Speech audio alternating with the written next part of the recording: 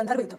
ठीक है, गंधर्व युद्ध में क्या होता है कि जब इनका वनवास शुरू हो चुका है और दुर्योधन और बाकी सब जो है वो आते हैं इनको इनके सामने दिखावा करने की हम देखो कितना ऐश्वर्य से रह रहे हैं, पर उस समय उस वन में उनका गंधर्वों से भिड़ जाते हैं वो लोग और उस युद्ध में दुर्योधन को बंदी बना लेते हैं गंधर्व कर्ण को, तो वहां से वो भाग जाता है। फिर कुछ सैनिक जाते हैं युधिष्ठिर के पास और वो बोलते हैं इनको बचाओ, तो युधिष्ठिर अपने चारों भाइयों को भिजवाते हैं और ये 4 जन गंधर्व सेना जिसके सामने वो सबके साथ हार गए और अर्जुन जिनके सामने से कर्ण भाग गया उनको हराकर दुर्योधन को बचा लेते हैं। पांडव दुर्योधन को चुराने के लिए गंधर्वों के साथ युद्ध करने के लिए जाते हैं। अर्जुन गंधर्वों के ऊपर दिव्यास्त्र का प्रयोग करते हैं, तब गंधर्व पीछे हटने के लिए मजबूर हो जाते हैं। तब खुद गंधर्वों के राजा चित्रसेन अर्जुन से युद्ध करने के लिए आता है, लेकिन थोड़ी ही देर में युद्ध को रोकने के लिए चित्रसेन अर्जुन से कहता है, हे अर्जुन, मैं तुम्हारे प्रिय मित्र चित्रसेन हूँ। अर्जुन अपने मित्र चित्रसेन को देखकर उस युद्ध को वही रोक देते हैं। चित्रसेन अर्जुन से कहते हैं, जब इंद्रदेव को पता चलता है कौरव पांडवों का कष्ट देखने के लिए आश्चर्य पांडवों को दिखाने के लिए वन में जा रहे हैं, तब वो बहुत क्रोधित हो गए थे और मुझे बोले थे, चित्रसेन तुम जाओ और दुर्योधन को उसकी मंत्रियों सहित बांध कर ले आओ। तो आप समझ ही सकते हैं गंधर्वों का आक्रमण प्री-प्लान्ड था। गंधर्वों के साथ युद्ध में कर्ण को पीछे हटना पड़ा था, इसलिए बहुत लोग कर्ण को गंधर्वों से कमजोर समझ सकते हैं, लेकिन ऐसा बिल्कुल भी नहीं है। गंधर्व युद्ध के पश्चात कर्ण दिग्विजय करने के लिए अकेले ही पूरी पृथ्वी को जीत लिए थे, तब वो अकेले ही सारे गंधर्वों को हराए थे।